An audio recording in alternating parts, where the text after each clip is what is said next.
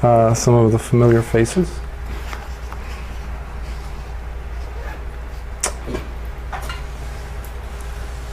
The joy of acceptance, or acceptance of joy. I was trying to dabble between these two.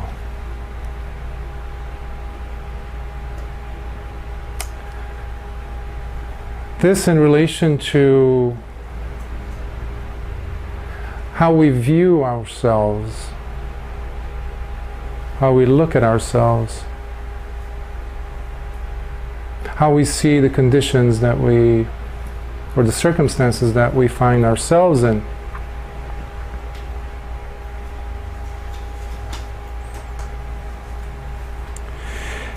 In my work, I see a lot of people coming upset, some of them at the end of their ropes, anxious, definitely fearful. However, the one element that I find to be consistently present is the sense of, I'm just bad, deep down. When you patiently, carefully remove the layers of the onions, so to speak, and they reveal more and more and more about themselves, and then you see this cesspool of negativity that they have, a very powerful presence that they so well have figured out a way to cover up. But they always have to deal with when they're not in their good behavior, when they're not meeting someone. This definitely has a lot to do with our selfie, infatuated culture. Especially when you find out sooner or later that many of these individuals who presumably are very, very, very happy people are very miserable people. When the cameras are off, the battery runs out, the selfie doesn't come out the way they want it to, you name it. Or they find themselves in a session with a therapist.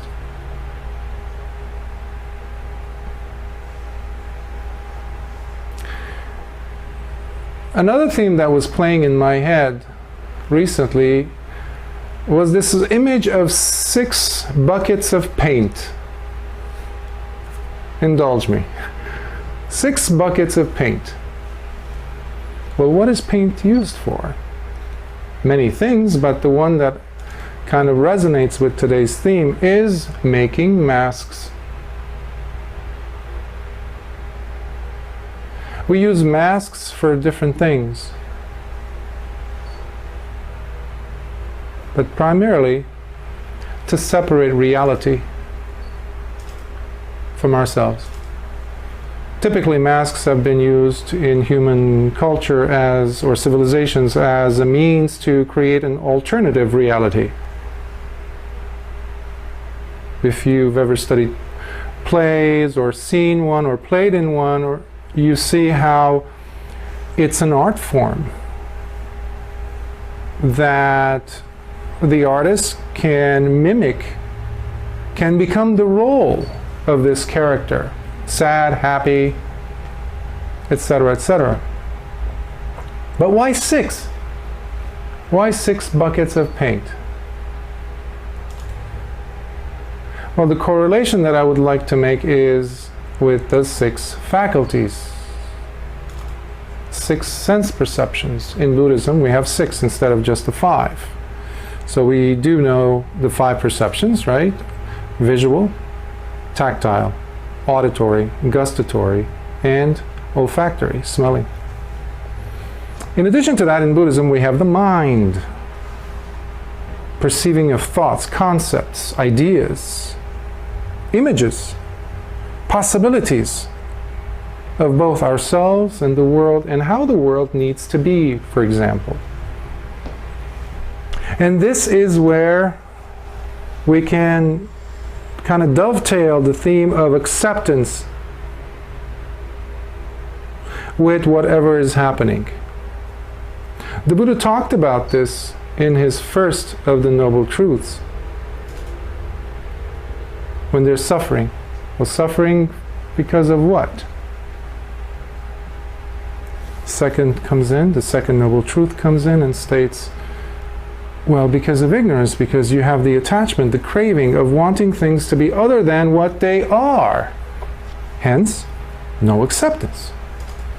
Hence the 6 buckets of paint. Each of us are very skilled, are masters. We pretty much have PhDs in the utilization of these 6 buckets. How we try to tame reality into becoming something that is more acceptable to the palate, so to speak.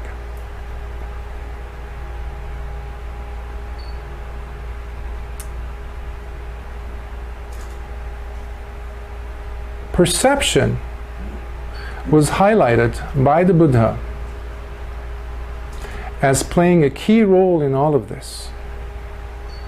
And modern or Western science agrees with this. Brain scans, even quantum physics agrees with this. Our perception of the world is dictated by our 6 faculties. And, most importantly, our brain's capacity to provide a meaning to what we're seeing, to what we're experiencing. But let's not forget about the 6 buckets. The 6 masks that we always bring in. Until reality kicks in and we see that gray hair. Or, ooh, that backache. Where'd that come from? Everything was fine and dandy until I realize that I have, I don't know, 6 months to live.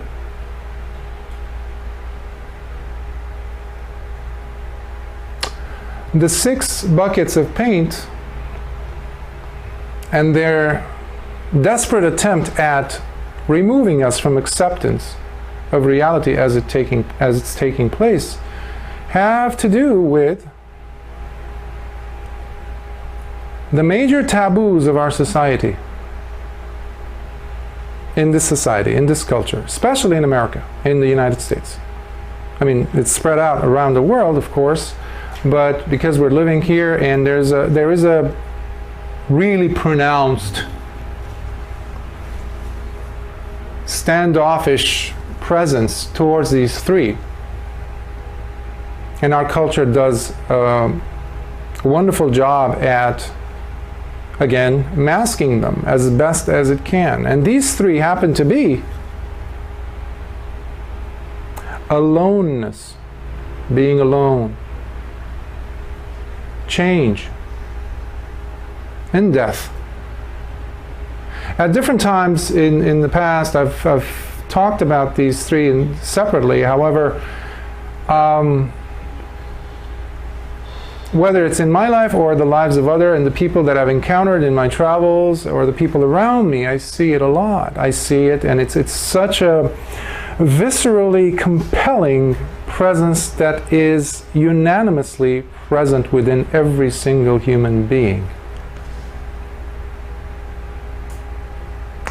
Talk about the layers of onion.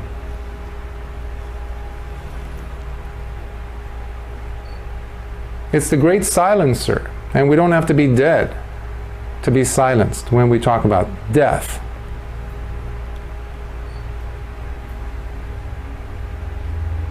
But it's not something that, in my opinion, needs to be that way. It's an acceptance of a reality, despite the fact that we have been taught by our culture to cover it up by putting some other mask on it, making it a little bit more palatable, a little bit maybe sweet, if we can muster that much energy.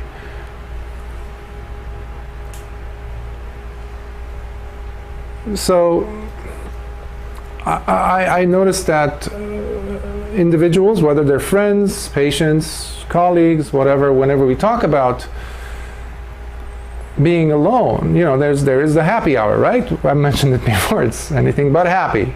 Again, alcohol is a depressant, guys. I always, people start laughing because it's ridiculous. But it dulls us. The 6 faculties, by the way, aside from them being used as an analogy, for example, the buckets being an analogy for it, they're also numbing agents. The 6 faculties are very good numbing agents. Oh, in 10 months I'm going to be able to afford this car, or I'll be able to move to this country, or I will be getting married to this person that I always wanted to get married to. And we have all the justifying factors. Yeah, because I've worked so hard, I've done this, look at me, I deserve this, right? We know that tune, right?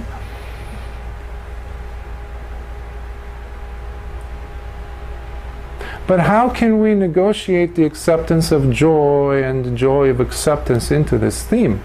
This is what I was kind of struggling with in delivering today's talk. All I have is my own experiences in life, and that's what we all have. And then I recalled the attitude of the Buddha, to me the most masterful teacher ever, in inculcating and allowing a person, no matter how bad of a background they've had, no matter how nasty of a cesspool of guilt or actions they've committed, he would just look at them with complete acceptance and see, I dare to say, natural goodness in that person, so that he could go ahead and teach them. And lo and behold, within the pages of the Nikayas, you see that person becoming an arahant. Many of us can try to explain it away in 26 centuries later, saying, well, that's just mumbo jumbo, that person didn't become an arahant, it's just something that, scholars wrote that down to make it look like, nice. Those people never actually sat down and meditate to make such a ridiculous interpretation, in my opinion.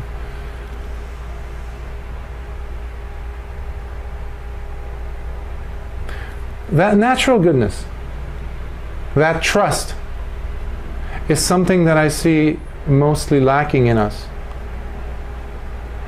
Whether it was students that I was teaching, teenage kids, as a high school teacher, or later on in college, university students, I would see this a lot. People would struggle to visualize themselves as or see or feel themselves as deserving of something good, to be successful, academically, professionally, or whatever. And I would just scratch my head over, like, why is it so difficult for us to see that we deserve it? So we're just beating ourselves up constantly. And it felt good one day when I actually read an article about this Tibetan teacher.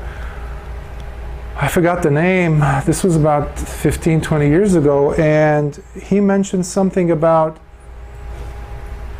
Asian teachers, well, he was including himself in that, when they came to the West to teach the Dharma, they were stunned to find in the West such a predominant sense of guilt. I'm no good. I'm no good. Now, in my work, not as a Dhamma teacher, but as a psychotherapist, when I'm seeing this also, it's like it goes beyond. It goes into the existential experience of these individuals, and how now, especially nowadays, with these fearful notions that we have about the world, the facts are not helping, yes. We're becoming even more entrenched into this. So therefore, there is no room for us to look at our own virtues. So this talk, I would like it to kind of point the arrow to our virtues. Ultimately, that is all we have. That sense of virtue. Feeling good about yourself is not a sin. And in Buddhism, we don't have that thought of sin. We have wholesome or unwholesome. Stupid or unwise. I like to call it like that. Kusala or akusala. Yeah, our choice. How we play it. So that's my invitation for you to kind of see how often, and you can even do a list. You know, get a piece of paper, draw a line between, make 2 columns, write on one side. I give this to my patients many times, actually. Just pros and cons, number them so you can actually keep track, and write down all the nasty things you think about yourself. Be honest. Close the door. Even leave your pet outside if you want to feel more comfortable. No eyes are looking at you. Turn off your phone, put it away, and just have that moment with yourself, writing down every nasty bit of adjective you've ever used. Even if you're not using them now, chances are they're lingering somewhere in the background. And then, this is the most important part. Right across from that number, let's say 1, you wrote down, I am, for example, a lazy person. Example. Across from that, in the second column, write down again 1, and provide factual evidence. And here is where I really want you to be honest with yourselves. Believe me, there's a lot of evidence, there's a lot of facts that point to the opposite direction of what the first one said.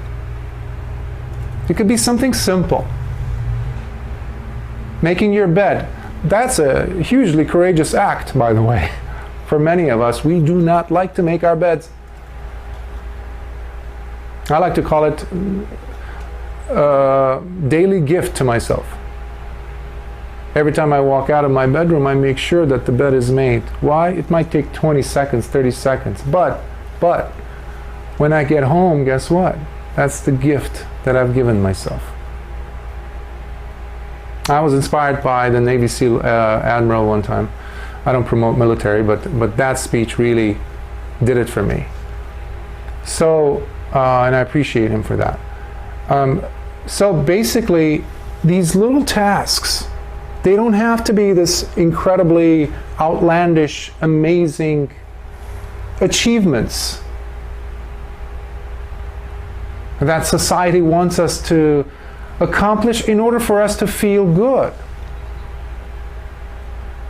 If you don't have a doctorate, if you don't have a PhD, guess what? You're like, meh. You're not an authority to be speaking on this subject.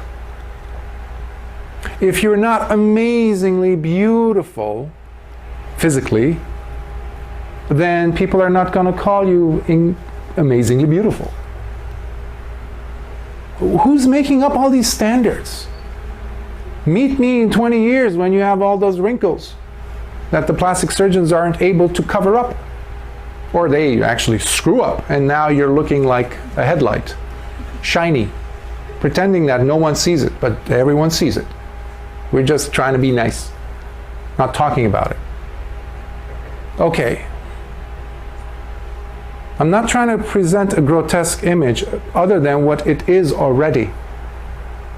So please let us use less of those masking tapes or numbing agents or buckets of paint, however you like them to be called. and be more open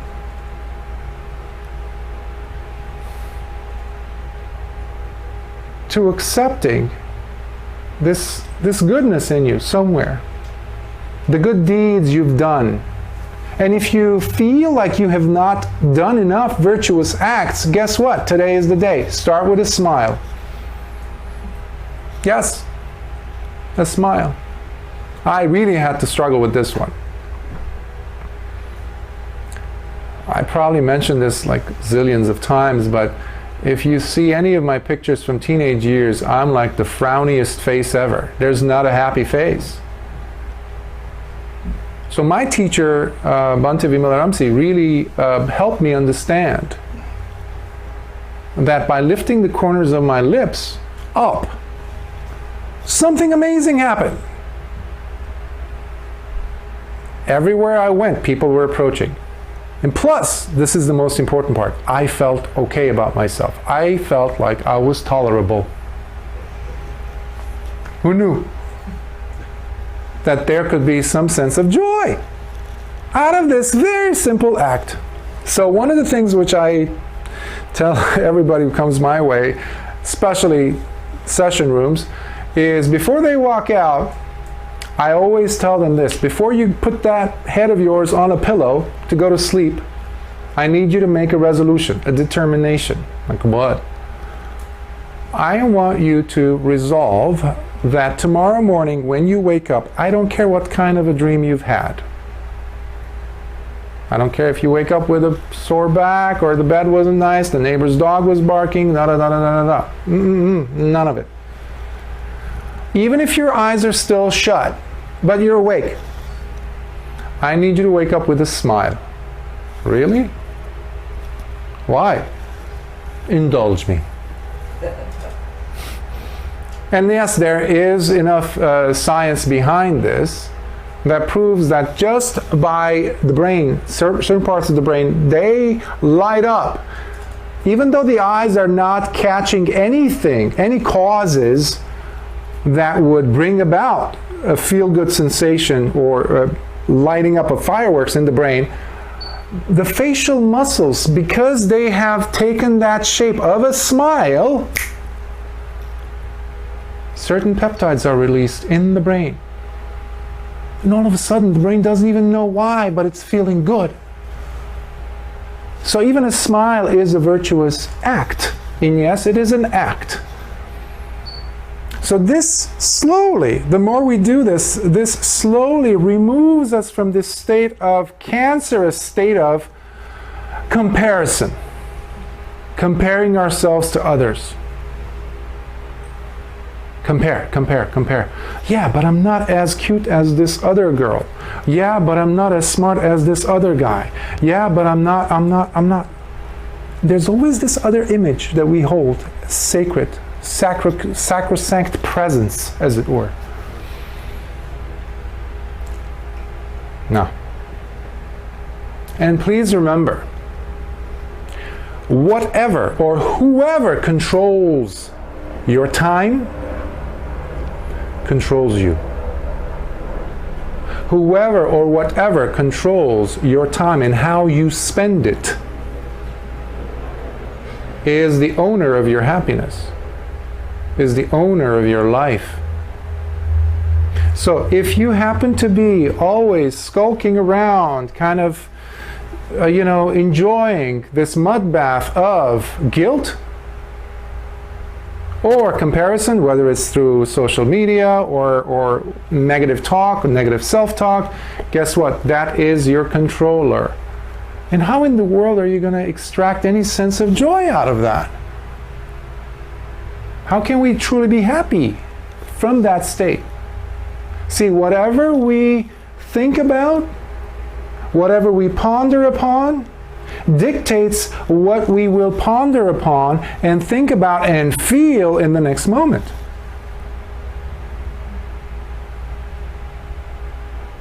So even those people who are so depressed that want to commit suicide, I always bring that in. Your next moment, whether you believe in rebirth or not, is really irrelevant. Your next moment is dictated by now. If you're unhappy and you just want to end it, if you're unhappy and you just want to gulp down that I don't know, bowl of ice cream, or do whatever, and kind of muffle that, okay, that's just suppression, by the way. It's going to blow up in your face in the next moment. So, appreciating our goodness, our virtue, is key in bringing about and retaining this sense of happiness. So we need to disengage ourselves from this sense of identification, which was the whole point of Lord Buddha's emphasis on anatta, or the 12 links of causal relations that he talked about so eloquently. This identification with the object. It could be a feeling, it could be an emotion, it could be an image. Any of it requires identification. And just to simplify it further, remember, identification requires 4 things. It requires us to approach the object out of a multitude of other objects. We need to grasp the object. Ooh, I like this. Or, ooh, I don't like this. Push it away from me. Get it out of my sight. I don't want it. 3, entering into the object, the image, the feeling. Entering into it. And then 4thly, being entangled within the object. Being one. I am my anger. How dare you? I am, this is my passport. This is my nationality. This is my skin color. This is my gender. This is, I don't know what. This is how I think. These are my views. That's a kicker. That's, the Buddha had a name for it. Ditthimana. The conceit of views. Which doesn't allow us to see the Dhamma at all, to live the Dhamma at all, let alone practice the Dhamma at all. So bring in that acceptance of, you know what, I'm just going to cut myself some slack and start not blaming myself for pretty much everything deep inside. Deep, not what comes out of my mouth, but you know what I'm talking about. Just the acceptance of me as possibly a good person. Ooh, no. Bring that in. See if that's, becoming more and more agreeable to your taste buds. So I will leave you with that, but I will open for questions, Monte. Is this a good time? Yes. Okay. Questions, Isaac? Thank you. Nice to see you again. And congratulations for the... I love the beard. Okay. And congratulations for the trip. I saw your Facebook set up places. Thank you. What you're saying about the issue that we as a human in the Western, we have an issue that normally we are not perceptive, that is cultural. We add another ingredient to our belief that I know that Buddhism doesn't have it, like it's the devil. The devil handles the West, is a personality who handles our conduct, our behaviors. So, but getting back to my main question is that understanding that we get born in a way on which are bombarded with different personalities, yes, thoughts, all that stuff. So our own being is completely higher there, and it's a task during our life span to realize who really we are, because always we are bombarded with different thoughts. This who am I this way, look at this person is watching you this way. So many thoughts that is coming, so it's very difficult to us. So the question is to be ourselves. I have certain idea what it is to be ourselves, but I would like to, if you can clarify a little bit more what it means to be yourself. Understanding, read, be yourself. Be yourself. be yourself. And how we can really understand what it means to be yourself, understanding that we every single time, every single second, we are bombarded with different personalities. How we can detach who really we are in between all those. Well, I don't recall I mentioned about be yourself part, because there's no such thing in Buddhism. That's a like pop culture, whatever. We use that a lot. Be yourself. Oh, be in the moment. All that nonsense. Though when we get enlightened, we are ourselves. No, the way that we understand it, at least in this tradition, I'm coming from the Theravada tradition, of course, and that's what I'm speaking from. That angle is there is no self in that sense to be like a higher self to be revealed, or you become enlightened, whatever, and you add that other layer on top. Oh, I'm enlightened now. See, we don't practice to become a better person necessarily one day. It's all about right now, how is the quality of my life? Am I using the teachings in a way where my life is becoming more harmonious? And that's where we have the Eightfold Path. Okay. When you walk away from an interaction, we don't care in this tradition about yourself idea.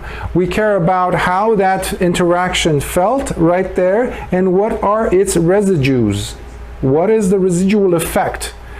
Has there been a sense of wholesomeness throughout that interaction? And how is the quality of your mind? That is primary. Primary. So, but using your own interpretation of a self and putting something in there, what I would offer, not even add to that, but offer in turn is, imagine you have a cup or a bowl full of, soup. Let's say pho soup, Vietnamese, delicious soup.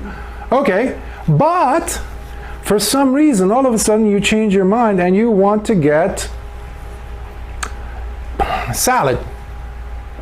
You only have that bowl. Now you can go ahead and throw it in there. It's going to be just a weird concoction of something that's inedible. Unless you go ahead and toss that out and make room for the salad. So what I'm trying to say is, be careful. In this tradition, the Buddha always made sure that a person was given an object, not the multitude of objects, an object, but they specifically followed the direction of the teacher. And they were always, always in the presence of the Dhamma being taught. Hence, the importance of always putting whatever your views are aside, not looking at the teaching judgmentally, put those aside and pick up the book and read it and see if it makes sense. That's it. You don't have to believe anything.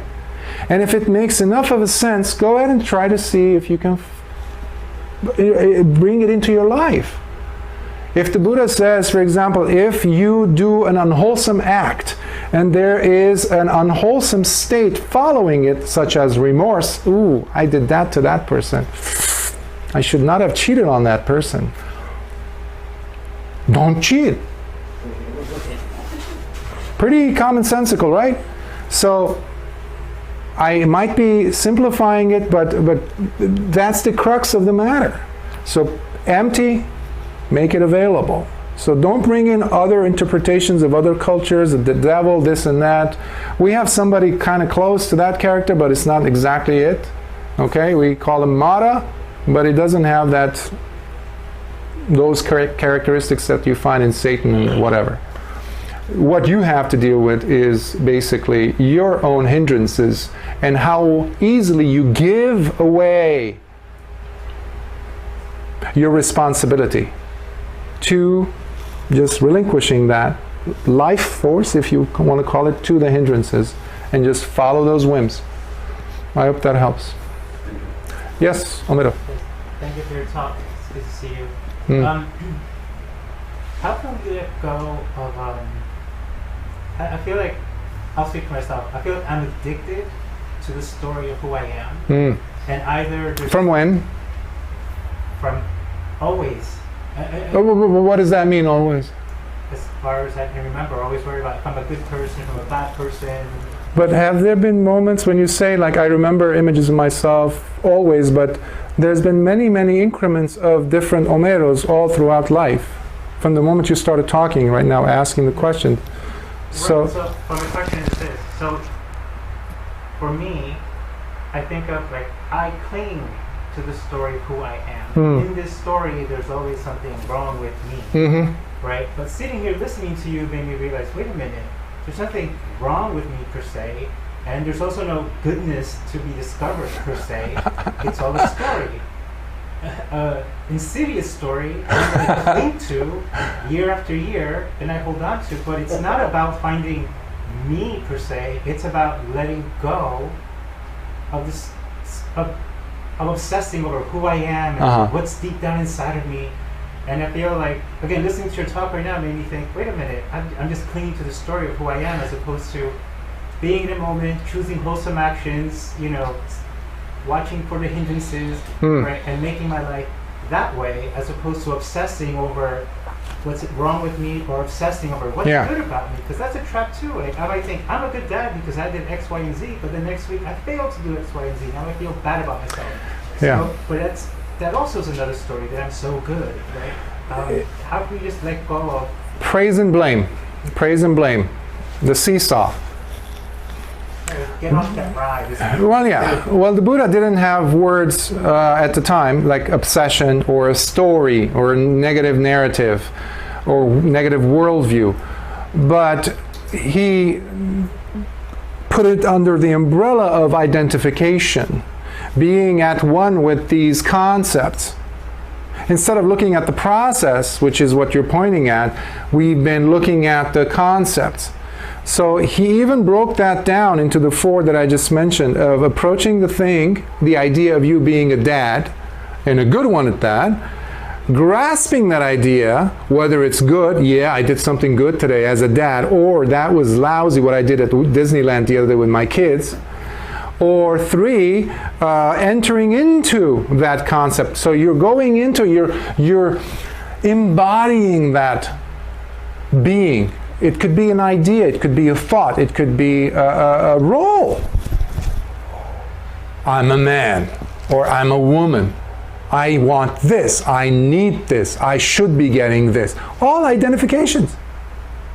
Nonsense, as far as the Dhamma is concerned, because they are separating what's truly taking place.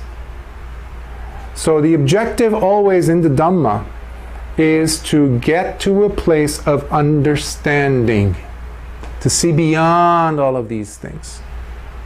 See, Nibbana doesn't fall upon us like a bucket of, again, a bucket, right? A bucket of ice cold water. Something that it has everything to do with seeing the way things come to be. It has a lot to do with discernment and wisdom. So it's not like in Christian faith or Islam or Judaism where there's a revelation involved from another entity or something happens haphazardly. There is no such thing. None. So what you're doing, the step-by-step process, gradual process, is building that understanding that one day the letting go happens by itself. There isn't a person who lets go. Okay, I'm letting go of you because now we have to let go of this guy. And good luck. It's like that chewing gum that doesn't want to let go. Let go. Make sense? I guess if you